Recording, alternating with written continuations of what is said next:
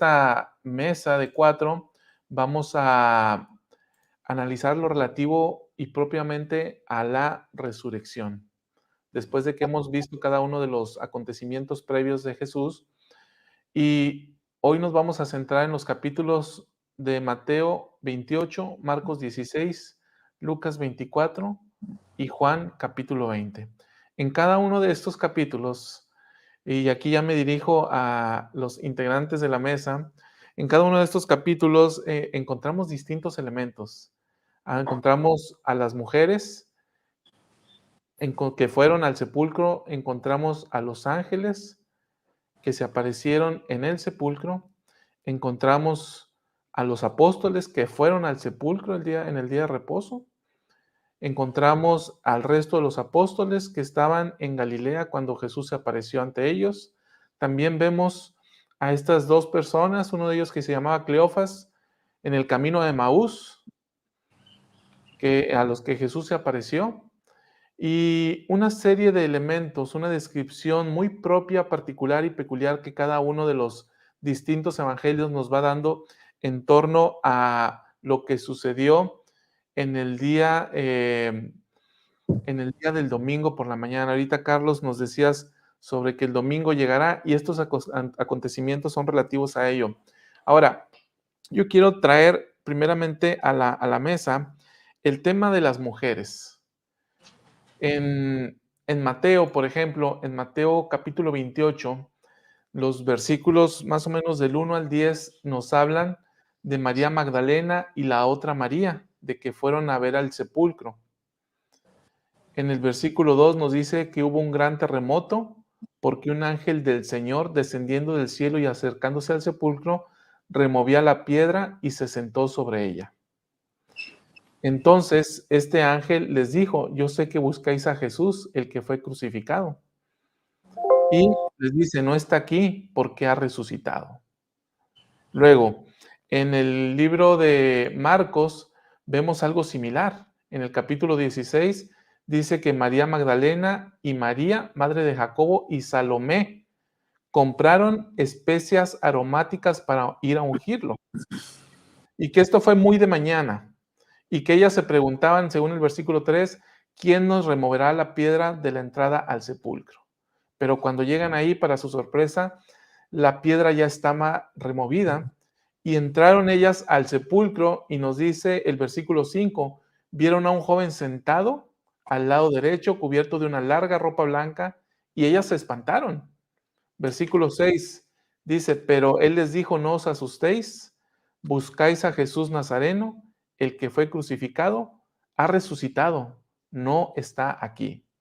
Y luego, en Lucas capítulo 4, leemos algo similar, que fueron de mañana con especias aromáticas, que hallaron removida la piedra, que no hallaron el cuerpo de Jesús, que ellas vieron, a diferencia del relato de Marcos, Lucas dice que fueron dos varones con vestiduras resplandecientes. Y uno de ellos les dice, ¿por qué buscáis entre los muertos al que vive? No está aquí, sino que ha resucitado. Y luego, en el capítulo 20 del libro de Juan, vemos algo similar, que fue María Magdalena, el primer día de la semana, que aún estaba oscuro, que vio que habían quitado la piedra del sepulcro, y que entonces corrió y fue a Simón y con el discípulo al que amaba Jesús, a Juan, y que estos dos, una vez que escucharon a María, corrieron,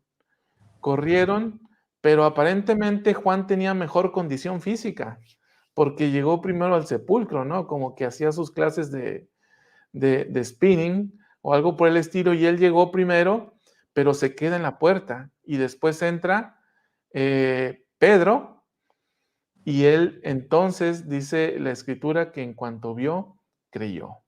Bien, entonces de esta primera fase, hermanos César, Carlos y Juan Alvaradejo, ¿qué reflexiones han tenido a lo largo de esta semana mientras han estudiado? Carlos. Sí, gracias Salvador por la reseña en cuanto a la importancia de la mujer en el relato de la resurrección. Algo que me llama la atención de del tema de las hermanas, de las mujeres, ¿verdad? Es que ellas cuando se enteraron de lo que había acontecido, salieron corriendo, dice Mateo 28, salieron corriendo. Y dice Lucas 24 que a pesar de que estas mujeres, ¿verdad?, le estaban dando las buenas de gran gozo, dice, mas a ellos les parecía locura las palabras de ellas y no las creyeron. Una vez más, volvemos a el tema, hermanas y el sacerdocio aquí abajo, ¿verdad? Siempre, o sea, hasta en las escrituras, hermano Alvaradejo, la pregunta sale a relucir, ¿cuál poder? Entonces, algo que me llama la atención es la diligencia de estas mujeres para salir corriendo. De hecho, ellas hicieron algo, ¿verdad?, que el Salvador después le pidió a los discípulos. El Salvador en Mateo 28 dice, al finalizar los 2 versículos del capítulo 28 de Mateo, les dice, y cuando le vieron, le adoraron al Salvador, obviamente, ya estaba ahí. Allá adivine qué pasó, pero algunos dudaban. Todavía así, habiendo las hermanitas corrido, le contaron las buenas nuevas. En el capítulo 17 dice, algunos ya estaban ahí, cuando lo vieron le adoraron, pero algunos seguían dudando. Entonces el Salvador les dice, y hacer discípulo a todas las naciones, y le da el mandamiento de ir a predicar, ¿verdad? Entonces ya las hermanas, ya estas mujeres ya lo habían hecho, ya salieron corriendo de manera diligente y proactiva a dar estas buenas de gran gozo. Entonces, lo que a mí me queda de la experiencia de las mujeres en el relato de la resurrección es increíblemente revelador y demuestra una percepción. Siempre el hermano Alvaradejo habla de ampliar la perspectiva y estas mujeres tenían ya una perspectiva bastante amplia.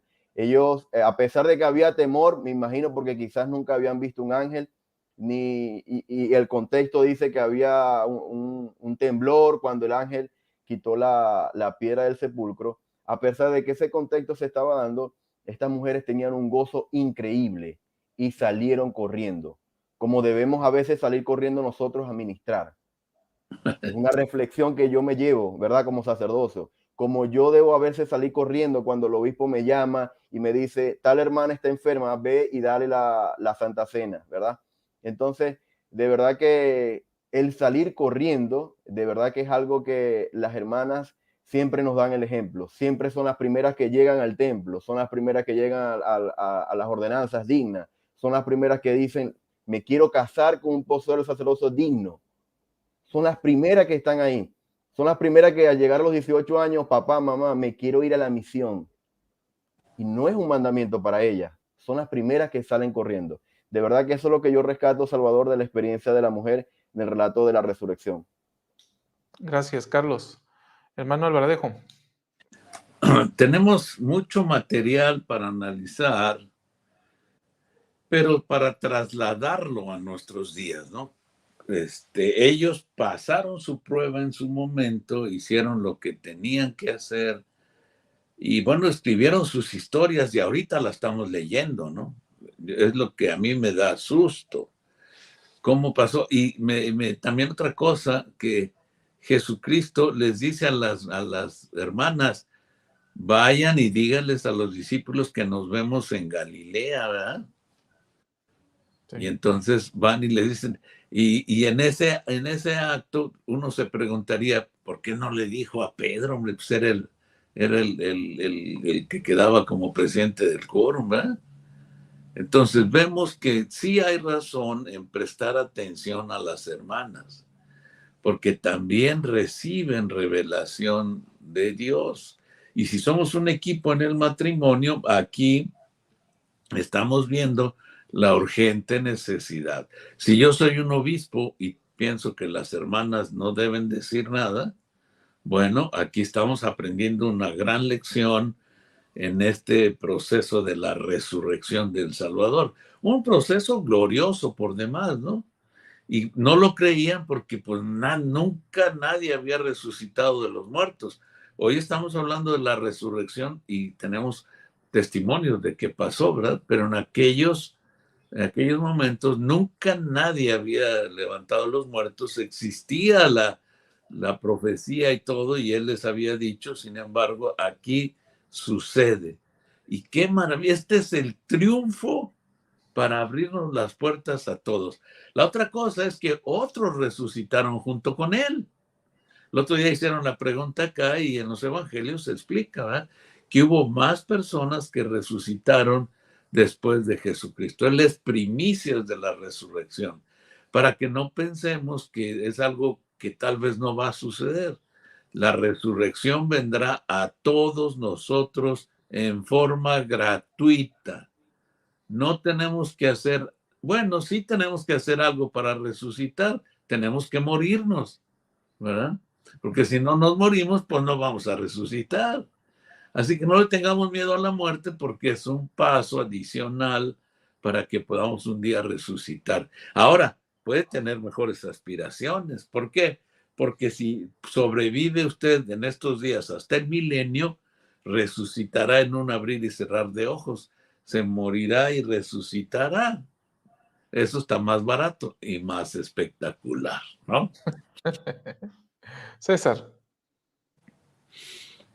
Gracias. Pues a mí me llama bastante. Uno sí que se haya parecido primero a las hermanas, a mujeres. Creo que retomando lo que dice el hermano Alvaradejo, es la preeminencia de la mujer, ¿no? Como parte no solamente de la creación, como es lo más común que se escucha entre los cristianos, sino propiamente de la revelación, de la organización y del impacto que tiene dentro de toda la iglesia. Otra de las cosas que he meditado esta semana es cuando fue el camino a Emaús, no lo reconocieron. Y uno puede pensar muchas cosas, ¿no? Si cambió su apariencia física o si él hizo algo sobre los discípulos para que no lo reconocieran, pero después dijeron los discípulos: "No ardía nuestro corazón". Y lo relaciono con las palabras del presidente Nelson, cuando dice que en esta época no vamos a sobrevivir sin la influencia guiadora y consoladora del Espíritu Santo. ¿Por qué? Porque hay muchas voces afuera. Y estas voces, intentan confundirnos, ¿no? Se discute mucho acerca de El Salvador, se discute mucho acerca de otros temas, y también viene mucha adversidad. Y entre una y otra cosa puede que lleguemos a confundir, eh, la fuente de dónde viene todo esto. Pero cuando buscamos la influencia del Espíritu y nos familiarizamos con ella, podemos tener certeza y podemos tener, la seguridad de que estamos siguiendo al Salvador. No esperemos, que cuando sea la segunda venida o cuando ocurran esas cosas va a ser de acuerdo a nuestras expectativas, porque nosotros solo imaginamos, ¿no?, cómo podría ser, pero el Señor es quien sabe cómo lo va a llevar a cabo. Y aquí me viene a la mente también viendo con mis hijos todas las los videos en la semana de los apóstoles, de repente uno dice: "Híjole, es que le están explicando a Nicodemo de nacer de Dios, ¿cómo es que él no lo entiende?", ¿no?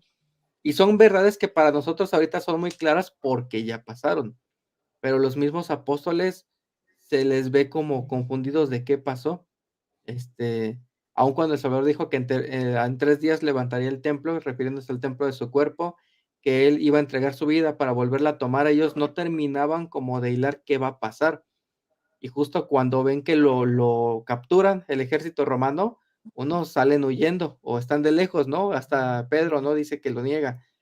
Entonces, ellos no estaban comprendiendo la magnitud de lo que estaba ocurriendo. Seguramente tenían mucha influencia rabínica en cuanto a que esperaban un líder militar que de repente los iba a liberar de Roma, que iba a ser como León, ¿no?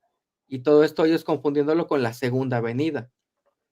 Y nos pasa lo mismo, ¿no? De repente vemos las profecías, lo que va a ocurrir, y uno se imagina, ¿no?, cómo puede ser, pero cuando se cumple seguramente no va a ser como lo esperamos, porque ahora sí que el Padre no está para cumplir deseos del hombre. El Padre está para llevar a cabo su obra. Y entonces, de repente, el presidente Nelson nos dice: "Los misioneros pueden llamar cada semana a su casa". Y entonces podemos decir: "El profeta ha hablado y el Señor ha manifestado su voluntad y yo busco esa confirmación", o puedo ser de los que se quejan: "No, en mi tiempo éramos héroes porque no hablábamos más que una vez al año y así, ¿no? Y así van a ser muchas cosas. Yo sé que los cambios a veces nos dan miedo, ¿no? Porque no lo vimos con antelación, pero si tenemos la voz del Espíritu, podremos reconocer al Salvador en nuestro propio camino a Emaús. Podremos saber que viene de Él y nuestros corazones van a arder. Gracias, César. Bien, ahorita en cuanto a lo que mencionaban sobre el impacto de las mujeres, precisamente en el camino de Emaús, que es el que vemos en Lucas capítulo 24, podemos ver el efecto que tuvo en las mujeres, la acción que llevaron a cabo las mujeres. Cuando van estos hombres caminando y que se les aparece el Señor, como ahorita decía César, por alguna razón no lo reconocieron, pero dijeron estos, también nos han asombrado unas mujeres de entre nosotros, las que fueron temprano al sepulcro. Es decir, tan pilas se pusieron las hermanas que tuvieron el alcance de llegar a estos dos hombres, ¿no? De los que iban camino de Maús. Hicieron referencia a que ellos habían escuchado el testimonio de estas mujeres. Y como tú destacabas ahorita, Carlos, estas mujeres fueron corriendo. Llama la atención que dice que fueron corriendo. Entonces, estas mujeres, ahorita platicamos en familia mientras analizamos estos discursos, fueron corriendo y dieron su testimonio. Y no quiero hacer menos a los discípulos o a los apóstoles, pero ellos estaban escondidos por miedo a los judíos. Igual porque eran sus discípulos y estaban muy de cerca a ellos, ¿no? Pero dice que estaban escondidos o que estaban ahí resguardados, ¿no? Además, las mujeres hicieron frente con su testimonio en contra del testimonio de los soldados romanos, quienes se presentaron ante los sacerdotes del Sanedrín y les dieron dinero. Los sobornaron para que dieran un falso testimonio de las cosas que habían acontecido. ¿Sí? Entonces, aún con la adversidad, con los oficiales de quienes los gobernaban, los romanos, las mujeres con todo y eso salieron y tuvieron el efecto, y el testimonio de ellos se trasladó al testimonio de estos dos personas, de Cleofas y su acompañante, que iban camino a Emaús, en el camino de Emaús. Entonces, lo que yo percibo es que el testimonio de las mujeres preparó el corazón de estas dos personas, de Cleofas y el otro, para recibir al Salvador. Entonces, ahí yo puedo ver un efecto maravilloso, sí en el testimonio de estas dos mujeres, sí en el testimonio de las mujeres de hoy en día, y sí en el testimonio de todos los santos que hoy en día podemos dar acerca de Jesucristo, de que vive y de que resucitó. Entonces, es algo que a mí me captó profundamente la atención de esta primera, de este primer tema, ¿no? Acerca de las mujeres. Ahora, apuntalar algo que usted mencionaba ahorita, hermano Alvaradejo, en cuanto a Pedro. En Lucas 24, versículo 34, también, cuando estos hombres que van camino de Maús regresan, dicen algo que es de llamar la atención. Dice en el versículo 34, levantándose a esa misma, 33, levantándose en esa misma hora volvieron a Jerusalén y hallaron a los 11 reunidos y a los que estaban con ellos que decían, verdaderamente ha resucitado el Señor y ha aparecido a Simón. Entonces, esto significa que el Salvador, antes de aparecer a los 11 o a los 10, aparte de Pedro, apareció a él. Ujú. ¿Y por qué apareció a él? Llama la atención el relato de que está en Lucas 20, cuando van corriendo él y Juan, y que Juan llega primero, pero se queda en la puerta y que Pedro entra hasta la cocina, ¿no? Y ya ahí dice Juan capítulo 20, versículo 8. Entonces entró también el otro discípulo, o sea, Pedro, que había venido primero al sepulcro y dice, y vio y creyó.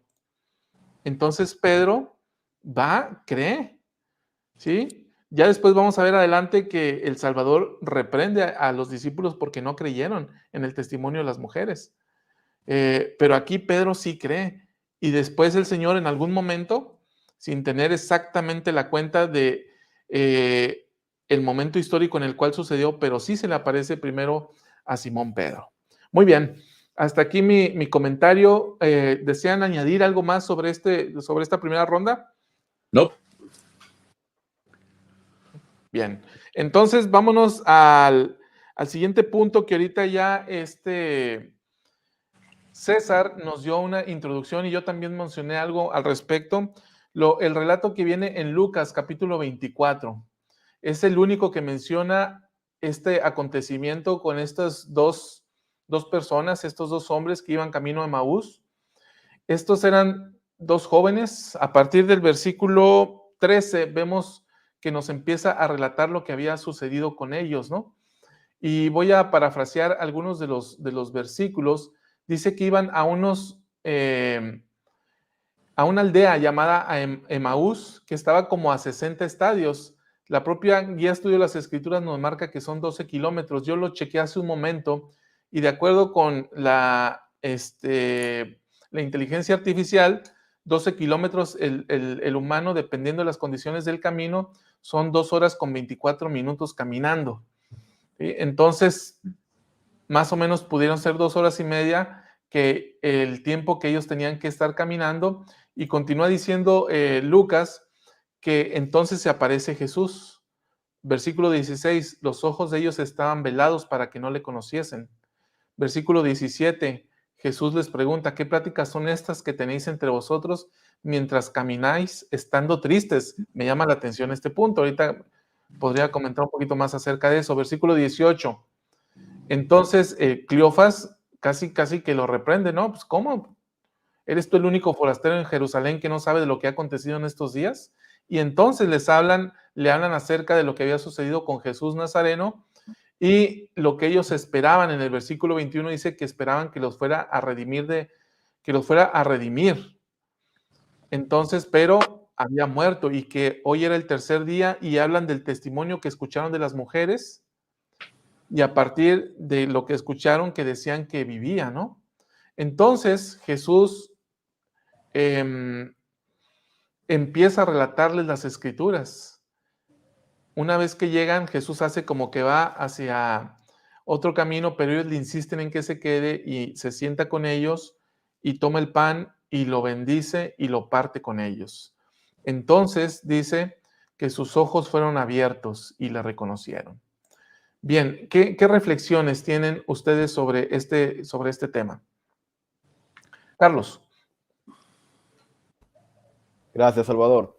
Sabes que siempre me ha gustado este relato que muy hábilmente introdujo César, el camino de Emaús y estos dos hombres que por alguna razón no sabían con quién estaban hablando, nada más y nada menos, que era el Salvador. Y el Salvador, después de hablar con ellos y darse cuenta de que en verdad no solo no creían, era que ni siquiera creían en las escrituras. Y así como nosotros estamos aquí apoyando, ¿verdad?, nuestro testimonio de las escrituras o de las experiencias que ellos vivieron, así ellos mismos tenían las escrituras de los profetas que habían vivido antes que ellos. Y el Señor en el versículo 27, el Salvador dice, y comenzando desde Moisés y siguiendo por todos los profetas, les declaraba en todas las escrituras lo que de él decía. Entonces estaba diciéndole, oye, mira, vamos a ver, te voy a tener que empezar desde cero. A ver, entonces vamos a ver, mi mamá me mima, algo así, ¿sí me entiendes? O sea, he estado aquí, Isaías habló, han hablado todos los profetas, todavía estoy aquí hablando contigo y no sabes quién soy. Y de hecho, no solo que no sabes, tampoco crees en las mujeres que envié corriendo a dar testimonio sobre mí. Entonces, bueno, vamos a comenzar otra vez. Entonces dice que comenzó desde Moisés enseñándole las escrituras. Eso me causa una reflexión grandísima porque he notado, y creo que el hermano Alvaradejo lo mencionó alguna vez, hay preguntas que a veces hacemos los santos los últimos días y de verdad uno puede de manera introspectiva hacer un análisis personal y darse cuenta que no estamos leyendo las escrituras. Si estos dos hombres hubiesen estudiado diligentemente las escrituras, ¿verdad?, quizás hubiesen sabido con quién estaban hablando. Entonces, el conocer al Señor es un atributo importantísimo de los discípulos del Salvador. Y el libro de Mormón es nuestro manual de supervivencia, nada más y nada menos lo dijo el presidente Nelson. En un discurso del año 95, uno de mis preferidos, lo tengo ahí aparte, ¿verdad?, del resto de los mensajes, se llama Absorbida en la voluntad del Padre. En este mensaje hay un fragmento que quiero compartirles y dice: si el maestro es un extraño para nosotros, terminaremos sirviendo a otros amos, y el dominio de estos otros amos es real, aunque a veces sea muy sutil. La única manera de que el maestro no sea un extraño para nosotros es leyendo las escrituras y estudiando sobre su profecía. Si todavía, hermano Alvaradejo, para estas alturas nadie cree lo que usted ha dicho sobre que el Señor viene, no podemos hacer más nada. Hay que comenzar como El Salvador desde, a ver, Moisés hasta ahorita y uno por uno, ¿verdad? Entonces, yo creo que en esta parte, hasta este punto de lo que hemos hablado, creo que el Salvador Jesucristo nos está dando una cachetada espiritual, obviamente, y con respeto, ¿verdad? Espiritual, a los hombres, hermanos. Debemos despertar, abrir nuestros ojitos, porque las hermanas salieron corriendo a testificar de que el sepulcro estaba vacío y de que él vivía. Y los hombres estaban caminando y ni siquiera creían con quién estaban hablando. Entonces, la única manera de poder conocer al Señor, saber que Él está con nosotros, guiándonos, y para nosotros poder guiar a nuestra familia, es leyendo las escrituras, hermano. No le preguntemos al hermano Alvaradejo, no le preguntemos a Salvador, a César ni a mí. Estudiemos, busquemos, abramos las escrituras y allí estarán las respuestas que el Señor, muy bien lo ha dicho a través del presidente Nelson, quiere hablarnos. Está deseoso de hablarnos. Está esperando que María, José, Pedro, Juan, Martín, Santiago se arrodillen en oración, pidan revelación personal, y aquí está tu revelación personal. Entonces creo que a mí me da una enseñanza muy interesante este relato del camino de Emaús. Gracias, Carlos. César. Creo que también esto va mucho de la revelación personal. Cristo enseñó que esta es la vida eterna, que te conozcan a ti, el único Dios verdadero, y a Jesucristo a quien has enviado. Hace tiempo un amigo me compartió, para aplicarlo con mis hijos, un relato, bueno, un artículo de una leona, en donde explica que el espíritu es un lenguaje, y como todo lenguaje se debe aprender a leerlo, a escucharlo, a escribirlo y hablarlo. Es como aprender un idioma, prácticamente. Y aquí la práctica era hacerlo con nuestros hijos, ¿no? Ayudarles como a escribirlo, a ayudarlos a anotar impresiones, ayudarles a leer por sí mismos las escrituras, a escuchar las impresiones, e irnos familiarizando con él.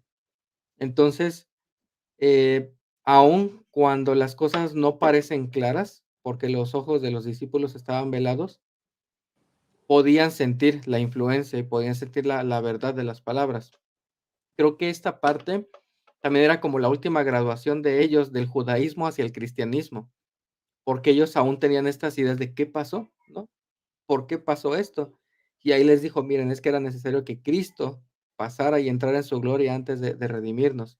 Y entonces sus ojos fueron abiertos una vez que terminaron de comprender. Y a veces vemos, porque aquí alguien comentó, sean misericordiosos con los apóstoles o algo así. El Señor a sus líderes los llega a disciplinar y muy fuerte. Y no hablo de una disciplina violenta, hablo de una disciplina con amor, como lo hizo con José Smith cuando perdió las páginas, etcétera, ¿no? Y en esta parte yo veo que ellos están terminando de conocer al Salvador, están terminando de ver el mapa completo para que ellos también puedan testificar. Seguramente las hermanas salieron corriendo a testificar porque ellas, no, o sea, eran hermanas, ¿no? ¿Qué más puedo decir? Sin embargo, a la hora ya de llevar a cabo la obra, a la hora de organizar la iglesia, se necesita de ambas partes, ¿no? Tanto del sacerdocio actuando bajo la línea de autoridad, como del testimonio. Entonces, creo que aquí se vio esa dualidad, ¿no? Se vio esta parte, porque, no sé, yo tengo la experiencia con mi esposa, y mi esposa está viéndonos, muchos Saludos a mi esposa Tania. Pero a veces cuando nos dan una instrucción nueva, ella es como: "Sí, ¿no? O sea, lo hago". Y a veces yo me pongo a estudiar un tema y le busco y le rebusco, y digo: "Oye, ¿tú no te has preguntado por qué nos pidieron eso?". No, no, ya lo está haciendo. Y yo veo que ella actúa muy rápido, con mucha fe, pero a la hora de que lo estudio y le comparto, aún así ahí le aporto, ¿me explico? Ella dice: "Ah, mira, no lo había visto así". Entonces, creo que aquí se ve esta dualidad de las hermanas actuando por la fe, por el testimonio puro, y el sacerdocio siendo instruido para terminar de darle forma. Incluso Adán ofreció sacrificio sin preguntar, cuando ejerció su fe, recibió instrucción. Ah, mira, lo hiciste por A, B y C, ¿no? Esta es la razón. Entonces, creo que ahí veo esa dualidad de apoyo entre hombre y mujer, entre la búsqueda del espíritu, recibir instrucción y el actuar bajo un testimonio puro. Hermano Alvarejo. Pues fíjate que me encanta ver el efecto asonzamiento. Sí, hay un efecto de asonzamiento aquí. Cuando dice que los ojos de ellos estaban velados. Y decía un amigo que yo conocí, misionero, y lo acompañaba a dar charlas, y luego me escribía cuando yo fui misionero y él ya estaba en casa. Y me dijo una frase que nunca he olvidado. Me dijo él: mira, Juan, mirar para atrás es muy fácil. El problema es mirar para adelante. Y nosotros ahorita estamos haciendo un ejercicio fenomenal de mirar para atrás. Pero me gustaría hacer el ejercicio de mirar para adelante. ¿Qué va a decir nuestra historia? Estaban asonzados, con los ojos velados, y ni siquiera corrieron por el miedo de no sé qué, ¿verdad? En aquellos tiempos tenían miedo a los romanos por las crucifixiones y por eso no salieron corriendo, pero las hermanas salieron corriendo me imagino yo que también tenían miedo porque a ellas no las crucificaban, a ellas les quitaban lo más puro y sagrado que tenían, pero salieron corriendo. Entonces, ¿cómo estamos? Reflexión para hoy, ahorita, nosotros. Un profeta gritando a través, como si volara por en medio del cielo, como dijo Alma, a gran voz, con trompetas. Andamos buscando que suenen las trompetas, ahí está sonando. Sonó por 2 días seguidos la trompeta de Dios. Y dijo: hermanos, no se enojen. Y dijo: hermanos, hay que preparar al mundo para la segunda venida. Hermanos, y nos dieron la pauta de lo que tenemos que hacer, ¿no? Pero tenemos los ojos velados, estamos con el efecto de asonzamiento. Yo así me siento, y no me cuesta trabajo. ¿Y por qué? Volteo a mi almacén, no creo, de verdad que no creo. Mira cómo están.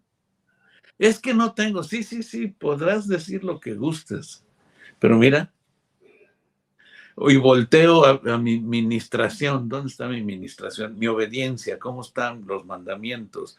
¿Cómo está que yo piense en Jesucristo siempre? ¿Sigo a Jesucristo? ¿Hago lo que Él hace o hacía? Mi preocupación, hermanos, que nos escuchan, es cómo estará nuestra historia. Aquí estamos leyendo la historia de lo que hicieron, cómo les fue en la fiesta. Pero ¿cómo nos va a ir a nosotros hoy en día? ¿Qué va a decir nuestra historia? ¿La querremos leer? Por ejemplo, ahorita, ¿cómo sentirán los que estaban ahí que no creyeron, no? Que está escrito. Al leerlo, en decir, la vida creo que no me salió muy bien. ¿Qué estamos escribiendo nosotros? Es la reflexión.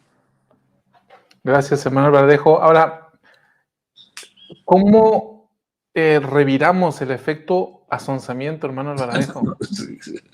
Creo que el libro de Lucas 24 nos dice, en el mismo relato que estamos analizando del camino de estos hombres que iban camino a Emaús, dice lo siguiente: estando sentados con ellos a la mesa, tomó el pan, lo bendijo y lo partió y les dio.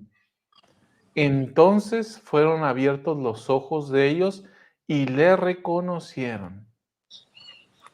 ¿Cómo podemos revirar este efecto asonsamiento? Bueno, aquí hay una fórmula infalible, ¿no? Una forma infalible para poder reconocer al Cristo, ¿cuál es? Es ir, sentarnos, pero verdaderamente sentarnos con todos nuestros sentidos, nuestra alma, nuestro poder, nuestra fuerza, sentarnos y centrarnos en Jesucristo. Disfrutar del pan, ver la bendición, ver cómo lo parten y tomarlo, ¿no? Y tomar sobre nosotros el nombre de Cristo. Entonces, cuando tomamos sobre nosotros el nombre de Cristo, el efecto asonsamiento pierde su Efecto, efecto, ¿no? totalmente. Y esta a mí me parece Una buena maravilloso. fórmula, ¿no? Sí, Claro. una buena fórmula, ¿no? No. Fíjese que viene a mi mente la escritura que está en Juan 20, en el último versículo. Juan en este capítulo donde narra acerca de lo que hizo Jesús en este día de resurrección, termina diciendo lo siguiente: pero estas cosas se han escrito para que creáis que Jesús es el Cristo, el Hijo de Dios, y para que, creyendo, tengáis vida en su nombre. Vida en su nombre. Me llama la atención eso. ¿Cómo reviramos el efecto asonsamiento?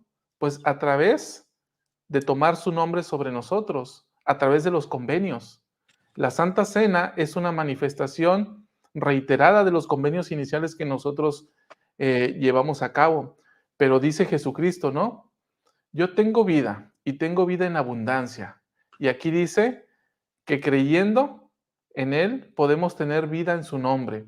Entonces es en su nombre que nosotros podemos quitarnos este efecto asonsamiento, ¿no, hermano Alvaradejo? Sí, siempre lo hemos estado viendo en varias etapas de las escrituras, pero hay una sugerencia previa que podíamos usar también como parte de la fórmula. Créele a las hermanas.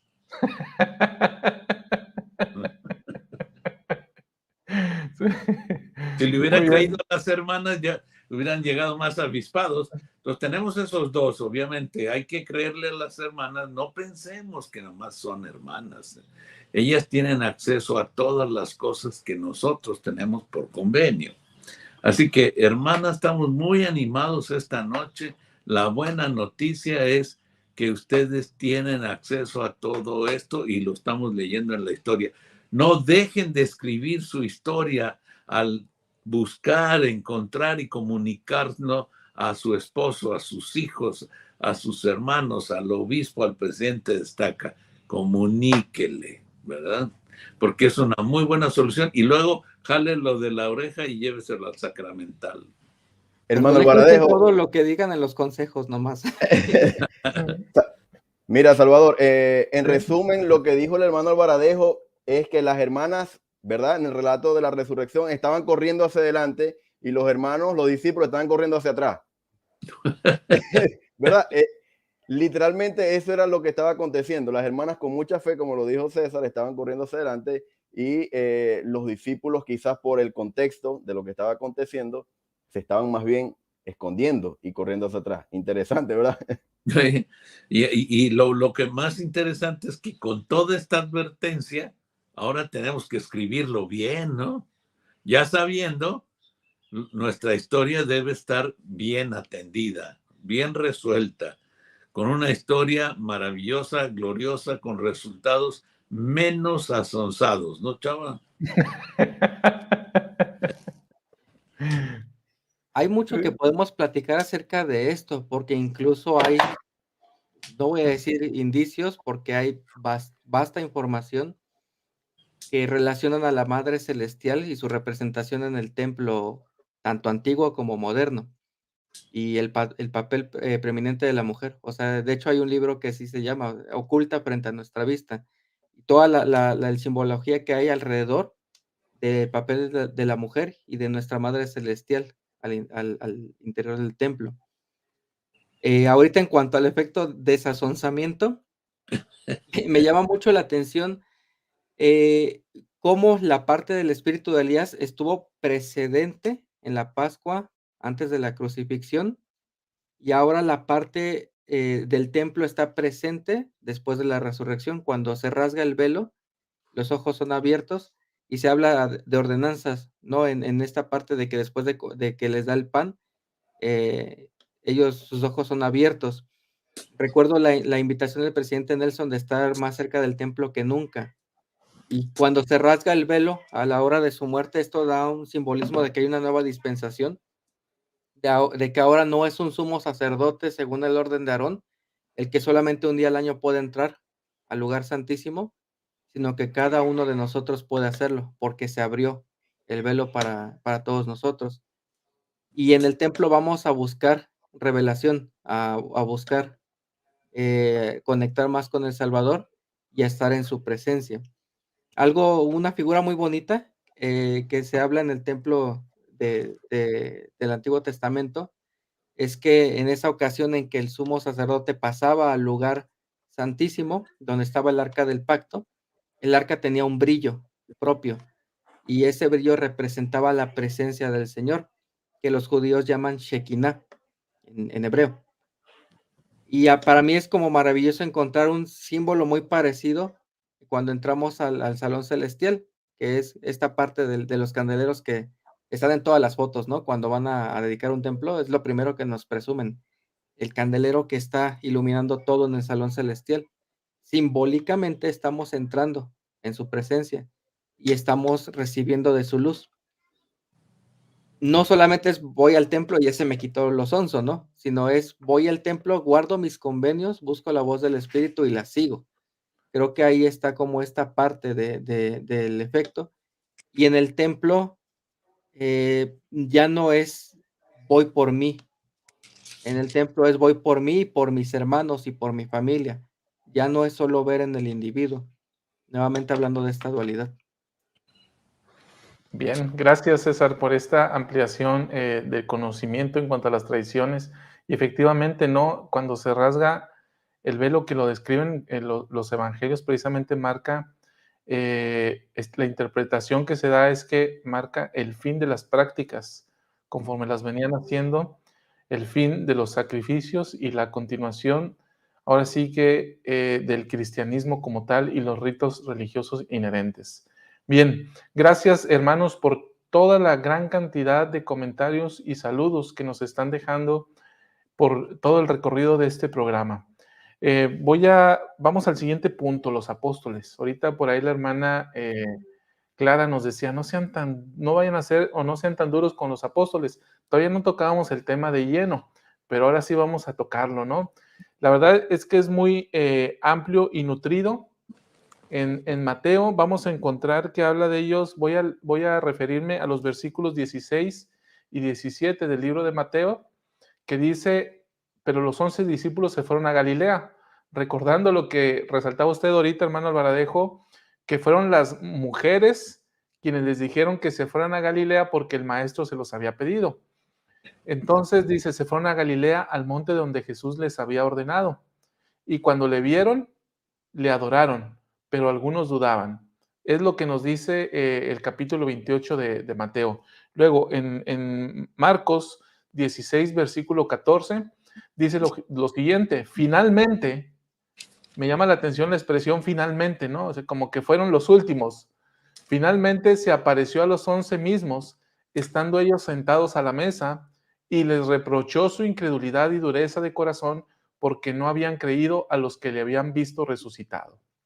Y luego, en Lucas 24, a partir del versículo 36 en adelante, dice, y mientras aún hablaban de estas cosas, y me acuerdo de esta escritura porque era una escritura de dominio claro.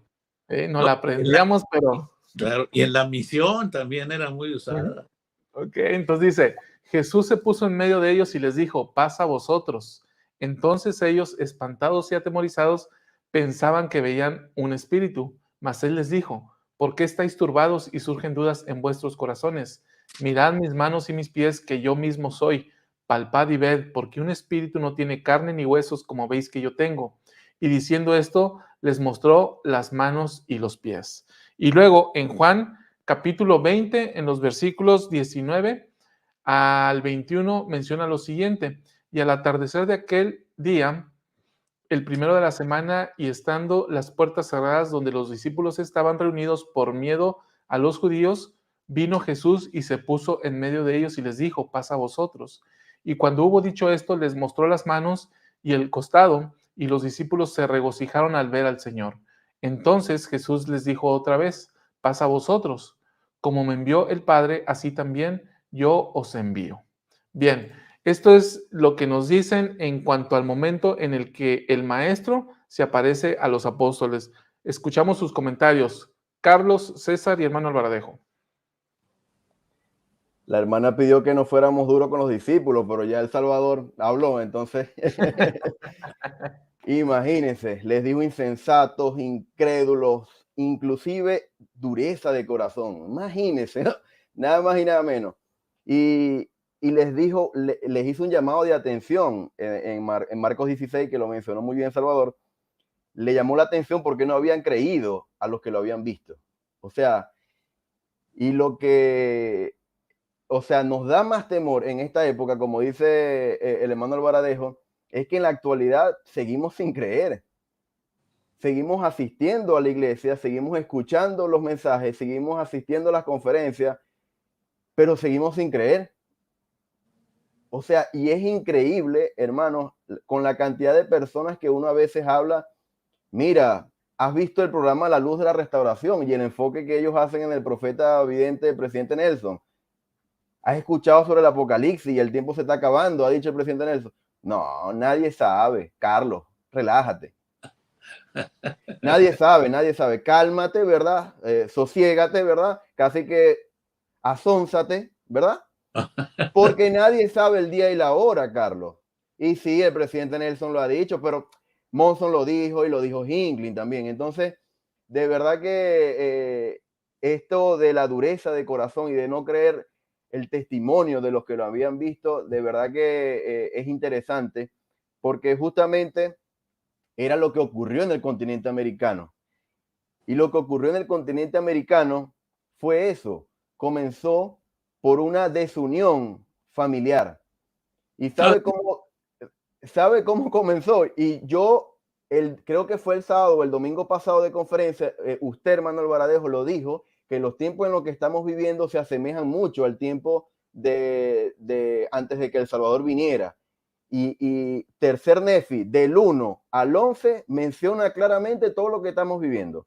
Y mire, en el capítulo 1 de Tercer Nefi dice que entre los miembros de la iglesia, entre los lamanitas de aquella época, hubo mucha tristeza por sus hijos, porque tenían muchos hijos que crecieron y aumentaron en años hasta actuar por sí mismos, y unos que eran soramitas los indujeron con sus mentiras, y fueron afligidos también los lamanitas, es decir, los padres fueron afligidos, y empezaron a decaer en cuanto a su fe y rectitud por causa de la iniquidad de la nueva generación. Es decir, la nueva generación había dejado de creer en sus padres y en todas las profecías que dijo Samuel el Amanita y todos los profetas anteriores. Entonces, lo que estos discípulos, el Salvador les estaba diciendo es que habían también dejado de creer en el testimonio de inclusive aquellas personas que los habían visto. Y de verdad que, hermanos, parte del conocer al Salvador, ¿verdad? Y de saber, de reconocer su mano en cada una de las cosas que vivimos diariamente en nuestras vidas, es esto, de no endurecer nuestros corazones y de creer las palabras de los profetas videntes y reveladores. No solamente ir y decir, tenía razón. No, es verdad lo que está diciendo.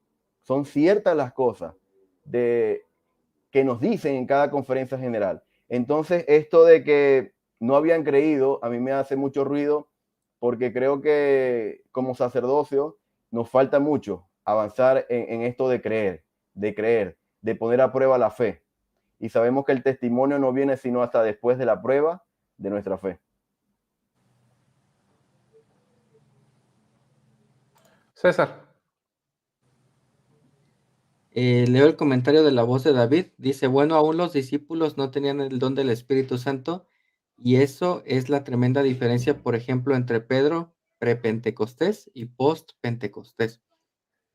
Concuerdo, hay una evolución muy fuerte de Pedro, cuando ya en la ausencia del Salvador físicamente, él defendió, a capa y espada, o sea, maduró, y así lo vemos en muchos de los discípulos. Pero para nosotros la diferencia no es el día del Pentecostés, sino es cómo buscamos la guía y la voz del Espíritu, porque sí va a haber muchas voces y, se buscará engañar aún a los escogidos, aún a los que en algún momento escucharon, creyeron y tuvieron fe. Por ahí escuché una vez a alguien que nos dijo: "Nadie está vacunado, hermanos, no debemos de bajar la guardia". Y yo creo que siempre si hablando de las mujeres, si hoy nos sentamos y le preguntamos a mi esposa: "Oye, ¿qué me falta?", nos va a dar una buena lista, ¿no?, para empezar a trabajar. Entonces, creo que esa es una parte vital. No tenemos la certeza de cómo es la logística de la segunda venida y de cómo va a ser la logística en los próximos años, pero sí podemos tener la certeza de tener un faro que nos va a guiar, sea cual sea el clima. Y para eso, pues, tenemos que estar, a tono con el espíritu. Bueno, ahí hay que tener un poquito de cuidado porque acuérdense que César ha tocado el punto neural del problema. Si vamos al versículo 22 que Chava nos dio de Juan 20, donde está narrando que cuando les mostró las manos, el costado, y entonces ellos estaban apenas creyendo porque le estaban viendo. En el versículo 22 dice, y cuando hubo dicho esto, sopló y les dijo, recibid el Espíritu Santo. Entonces, eso, como dice César, es la diferencia, ¿no? Que una vez que tuvieron el Espíritu Santo, entonces empezó a cambiar, empezó a mejorar el desempeño, ¿no? Pero en igualdad de condiciones con las hermanas, la espiritualidad de ellas tenía un desempeño mayor porque estaban igual que ellos. Todavía no recibían el Espíritu Santo porque tenían a Jesucristo. Pero hoy en día estamos un poquito peorcito, dijera mi pariente. ¿Por qué? Porque tenemos un convenio que obedecer para tener el Espíritu Santo, pero no lo tenemos porque no pensamos en Jesucristo. ¿Verdad? No, al no pensar siempre en Jesucristo, ya enfrentamos la primer problemática y viene el efecto asonsamiento, porque no tenemos el Espíritu Santo. Entonces, alguien me dice, bueno, ¿y cómo sabe que no tenemos el Espíritu Santo? Platicando con los misioneros. Y yo le digo, a ver, Eldres, ¿ustedes tienen el Espíritu Santo? Y ¿no? A ver, Eldres, ¿ustedes tienen el Espíritu Santo? Y me dijeron, sí, lo tenemos. Le digo, ¿cuántos bautizó este mes? Bueno, uno. Muy bien. El Espíritu Santo le va a mostrar dónde encontrar, ¿no? Y yo nos preguntaría a todos nosotros, oye, ¿tenemos el Espíritu Santo? Sí, pues tienes que ver todas las señales. Está muy claro en las escrituras y en los discursos de las autoridades. Solo el que esté esperando a Jesucristo soportará el día. Y lo está esperando porque conoce las señales. Los hijos de luz conocen las señales de la venida de Jesucristo. Los que no son de luz no conocen esas señales. Y acuérdense que de todas maneras la venida de Jesucristo es como una mujer dando a luz. Y Chava está agarrando experiencia en eso. No sabe cuándo van a ser su hijo, pero seguro está cerca, ¿no? Y no es el año que entra, es este año en un tiempecito muy corto. Entonces, todos los síntomas del alumbramiento nos van haciendo considerarse que sí podemos conocer a detalle. Es más, hasta podemos ver a Jesucristo si cumplimos con nuestra parte. Él puede venir como el segundo consolador y vendrá según la voluntad de Él si usted y yo llegamos a la medida de nuestra creación siguiendo la senda de los convenios. Entonces, ahí está. Este es un efecto de alumbramiento, de entendimiento, de luz, de conocimiento. Y el efecto asensamiento es, no seguimos la senda de los convenios, no obedecemos el convenio del bautismo, estamos a oscuras junto con los demás y estamos asonzados, pues. Bien. Salvador, Sí, adelante, Carlos.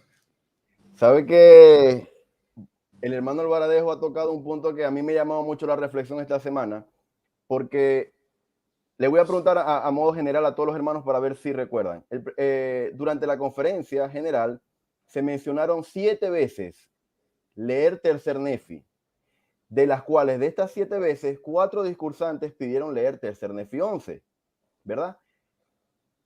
Lo que nos ha pedido el profeta en el discurso que dio, que fue el domingo, ¿verdad? En la conferencia general, fue las primeras palabras que El Salvador mencionó cuando llegó al continente americano. Fueron las mismas palabras. Después que él llama a Nefi y le dice, te voy a dar el poder para que bautices y llames, adivine qué le dijo: no contenderás, no habrán divisiones entre ustedes. Lo mismo que está diciendo el presidente Nelson. Cuando el hermano Albaradejo dice que el tiempo que estamos viviendo se asemeja mucho al tiempo que vivieron los nefitas y los lamanitas antes de venir El Salvador, es literal, hermano. Y los invito nuevamente, porque sé que muchos lo han mencionado aquí, que han estudiado, lean el Tercer Nefi capítulo 11, porque es literal en lo que estamos viviendo y las palabras del presidente Nelson. Gracias, Carlos. Y es una gran oportunidad, ¿no? Si no lo hemos hecho, reiterar esta invitación, que todavía estamos en esta parte, ¿no? Que dice el elder Gary Stevenson, el mejor relato de la Pascua de Resurrección es el de Tercer Nefi 11. Entonces, todavía estamos ahora en tiempo para poder llevarlo a cabo hoy o en estos días subsiguientes. ¿Puedo Bien. aportar algo aquí? Sí. Pero antes de que termine el año 2023, por favor. César. Y tal vez esto es bueno para platicarlo un día con la psicóloga de cabecera del canal. Porque a veces el no tener conflictos o no tener discusiones no es para nada una señal de unión o de unidad, porque a veces solamente estamos esquivando enfrentar la plática incómoda, ¿no? Hay un libro que se llama El Divino Sistema de Consejos, donde dice que cuando el quórum de los 12 se reúne, y alguien no está de acuerdo, no es como que, bueno, no estoy de acuerdo, pero apoyo al profeta y vámonos, ¿no? Sino es que se revisa y se revisa y se revisa el tema hasta que hay unanimidad, donde todos pueden apoyar. Yo creo que seguimos por el Espíritu, y lo puedo decir también por experiencia, ¿no? El Señor sacude nuestras vidas, ¿no? A lo mejor hay conflictos en pareja que sentimos que vamos bien porque no discutimos, pero no sacamos el tema, ¿no? A la luz. Porque sabemos que va a ser algo doloroso sacarlo, ¿no? No estamos de acuerdo en X, Y o Z. Y lo mismo en el quórum, en la organización, en la presidencia, en el barrio donde estemos. Puede que sentimos que vamos bien porque no discutimos, pero de hecho puede ser una bandera roja, ¿no? Como dice la chaviza. Puede ser que no estamos hablando lo suficiente, no estamos haciendo un verdadero consejo. Cuando logramos la unanimidad, porque todos expresamos, porque de verdad buscamos la guía del Espíritu, comprendimos, yo creo que ahí es cuando de verdad hay unión, cuando nos convertimos en un pequeño Sion. Entonces, la invitación es, si no hemos tenido estas discusiones en familia, obviamente bajo la guía del Espíritu, hagámoslo, busquemos el momento, platiquémoslo y lleguemos a la unión, a de verdad a hacer un consejo. Ese, hermano Albaradejo, también me recuerda cuando hablábamos de los convenios que hacemos. Ese es uno de los convenios que hacemos al entrar al templo con nuestra pareja, ser un consejo, ¿no? El uno con el otro. Y es una manera importante de cumplirlo.